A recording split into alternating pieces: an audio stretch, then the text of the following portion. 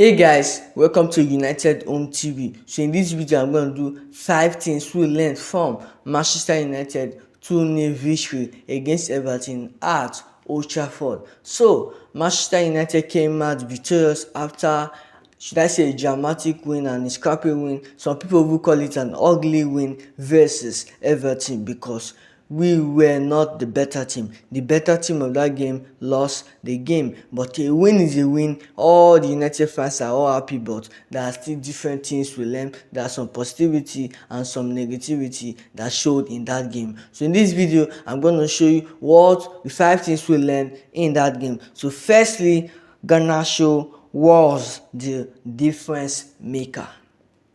So Garnacho was absolutely the difference maker because he won us the 2 penalty that made us to win that game with 2-0. He was the one that won that 2 penalty. I think he is the first Manchester United player to win 2 penalty in a single Premier League game, and that was absolutely a shocking record. I didn't expect to see that. I was expecting maybe Cristiano Ronaldo or maybe Rooney and or maybe Martial. Those players that love to cause penalties. Some players like the likes of Martial, Ronaldo. So I wasn't expecting Garnacho to be there, but surprisingly Garnacho is the one, and that is he did a huge record. So here is this game by number 2. Garnacho game by number versus Everton. 26 passes completed, 3 touch shots, 3 Jimbos completed, 2 penalty, 2 key passes. He was named the man of the match. So I would say this with so much boldness that Garnacho was the difference maker versus Everton. So that game against Everton, I'm gonna be real with you that after Rashford scored the goal, we didn't see Rashford. Yeah. I think Bruno tried his best to play in that 49 position, but in our attack line and in general, Garnacho, he was the only player with drive. He was the only player that when you see him, he's the only player that was serious, one of our most serious players in this squad right now. He's the only one that is showing passion and desire. He's showing that attitude as a professional. Garnacho is the only Man United player showing that. I think some few players are showing that as well, but I think he is the most outstanding player that is showing desire to succeed at the squad. And that was his 25th consecutive start at a Manchester United player. Isn't that huge for a 19 years old? Some people are immediately forgetting that Garnacho is just 19. He is still building his game. He's still improving. There's still a lot of room in his game for improvement. You can see physicality is lacking in that position. Finishing is lacking, and there's still another aspect that is lacking. Football ideas, and he's still improving in this game by game, and he's nowhere letting his peak. And Garnacho is really winning games for us like this. And I've said it before, I'm still gonna say it again, that Everton fans, there's no reason why Everton fans would hate Garnacho. Scoring that worthy against Everton at the first half the last time we faced them, and also winning 2 penalties against them.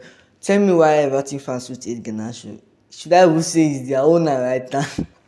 So Garnacho is a nightmare. So I will obviously say Garnacho was the difference maker, and he was the one that shined and the one that stole the headline, because that performance right there was brilliant. Not just winning the penalty, his contribution to the team, he's trying to create goals, trying to create chances, and falling back where they needed the most to defend. Garnacho got all those aspects and did all those work very well in that game against Everton. And also, the second thing we learned was Bruno leadership mentality.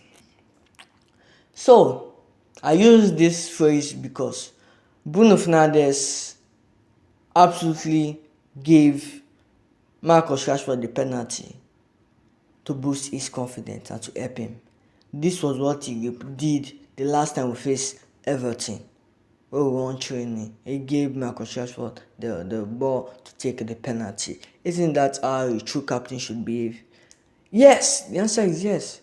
Because Bruno Fernandes, so I think to date some people are not in favor of Bruno Fernandes as the captain, but I absolutely don't know any other Man United player that I can say this is a better captain than Bruno. There's absolutely none. If you can bring any captain, if you can bring any player that you think is a better player than Bruno, let me know in the comment section, guys. But for me, I think Bruno is the best Manchester United manager we can have right. Yeah, why am I saying manager? The best Man United captain we can have right now, because he's showing that leadership mentality, and he also have a great game as well. Bruno also created a record like being the I think being the highest Man United player to score on the spot. I think 29 goals as scored, 29 penalties scored as a Man United player. I think the most he have scored. I think he surpassed Rooney, if I'm getting that right. So Bruno Fernandes game by numbers was, he had the most passes completed, the most ball recovery, the most chances created, the most shots, the most goals. So Bruno and his game by numbers here: 44 passes completed, 15 final third passes, 5 shots, 5 chances created, 3 crosses, 2 big chances created, 1 over, 1 penalty scored. Bruno was out of everything Man United did well versus Everton. He was the middleman. Garnacho did well, but it's mainly because Bruno Fernandes did well. And you can see that link up within them in that front line. That helped us very, very well. And Rashford as well. I think Rashford had a great game. Maybe after the goal, with Rashford immediately disappeared. He vanished because we didn't see Rashford in that pitch. And I think that was a minus. And I was even scared that if Everton just scored, I think they would have scored the other goal and would have drawn that game, or maybe lose that game, because I didn't see Marcus Rashford. Although he scored that penalty that was awarded by him by Garnacho, was given by him by Bruno, but his performance wasn't that brilliant. It was decent at the first half, but the second half, nah. But Bruno Fernandes is our true leader. And the third thing we learned was, Andrew Onana great performance.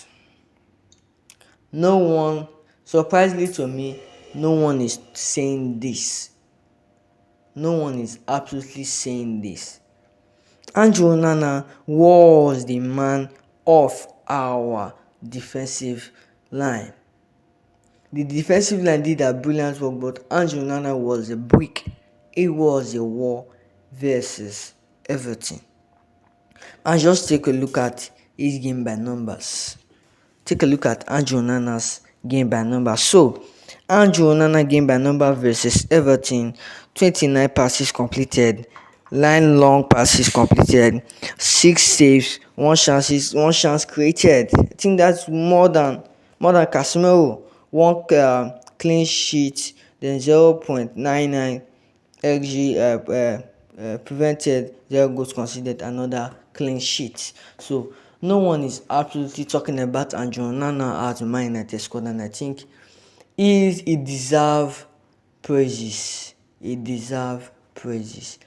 You guys should make your apology louder than your disrespect for Andrew Onana. 2024 Andrew Onana, I'll do a video about him, but 2024 Andrew Onana has been a different Onana. Onana came to Man United with his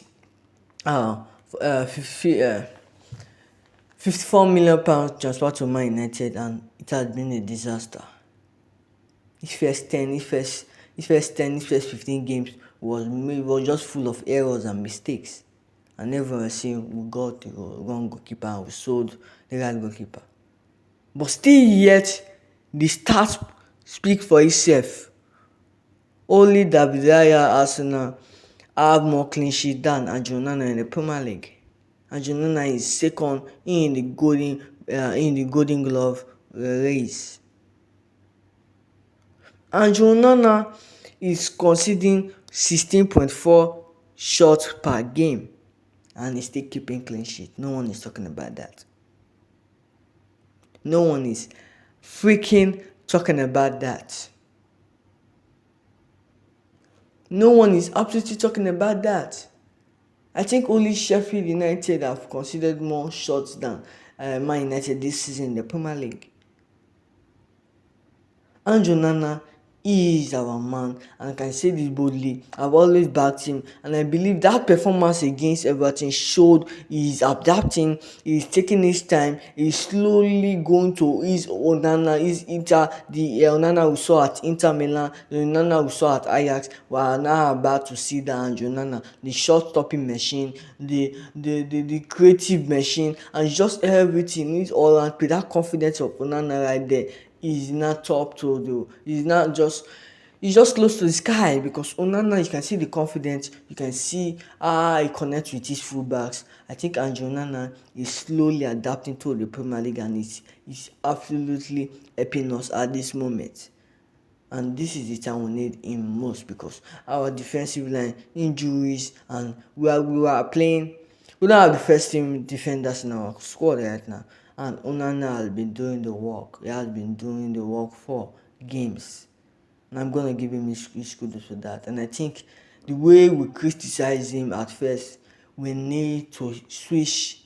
And just like Ahmad, the way we criticize him, we need to switch and just give him his flowers, give him his credit for all this recent performance. Andrew Nana since he's returning from AFCON has been nothing but fantastic for us. And the 14 we learned was Evans and Varane partnership. So John Evans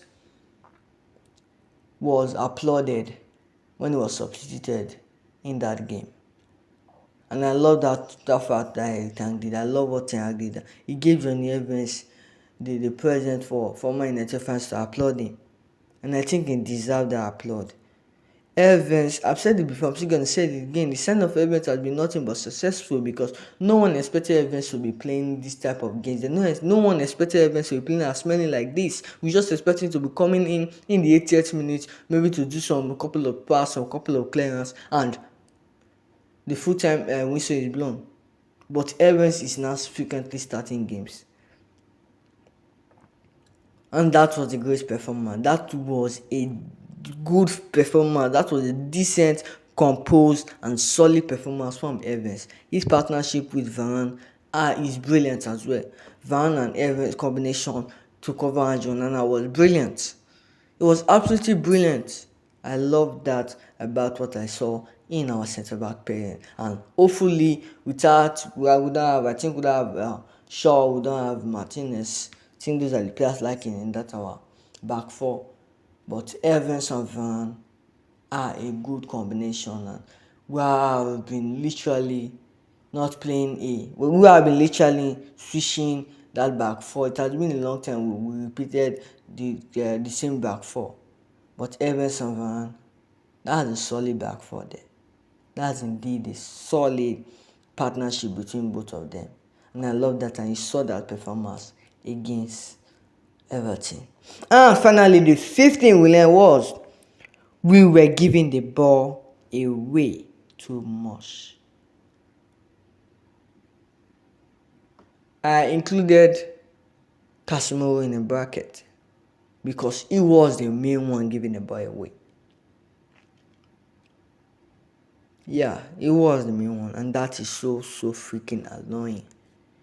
Paul Scholes said this during the game. He said, have you ever seen a team give the ball away as much in your life? He's just speaking for all United fans right there.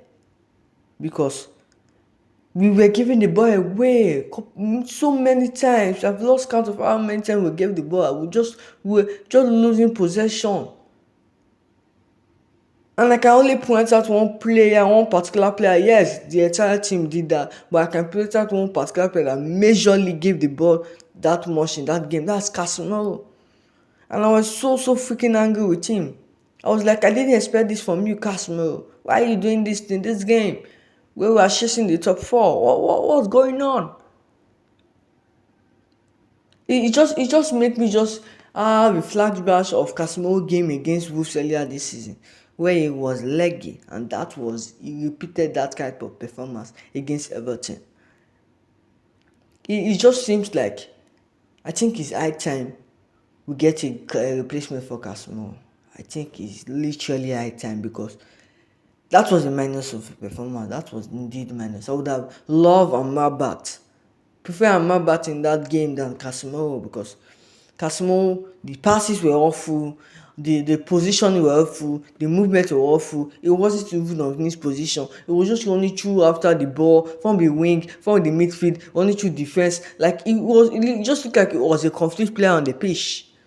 And then in the moment he holds the ball, he gives it away because of it wasn't hitting the pass accurately.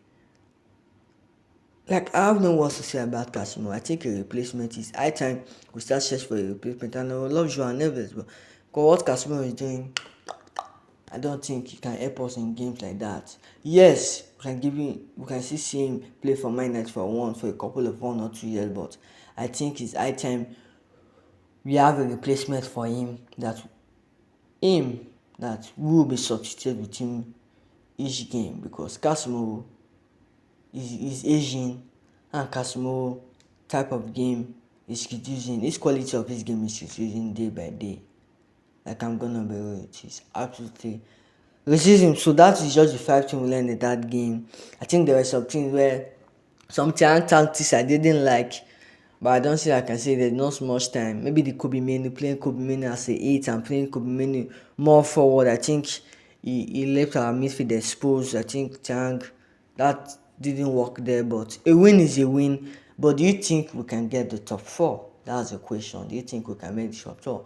That win against Everton took us to 47 points. And there are Spurs, that Aston Villa that just up front. So I don't know if we can get the top 4, but if I want to answer the question, I say I don't think so. I don't think we're getting the top 4. Yeah, I absolutely don't see it because having that kind of performance against Everton, a team who is 17 or 16 in the table, they might even get relegated this season. You're performing like that against them. They were the better team lost. So I don't see Man United getting the top 4. Yeah, I absolutely don't see Man United getting. So let me honestly comment. What do you think about the 5 things we learned in this game against Everton? I'll be in the comment section. Let's have an interaction. See you next time. Bye.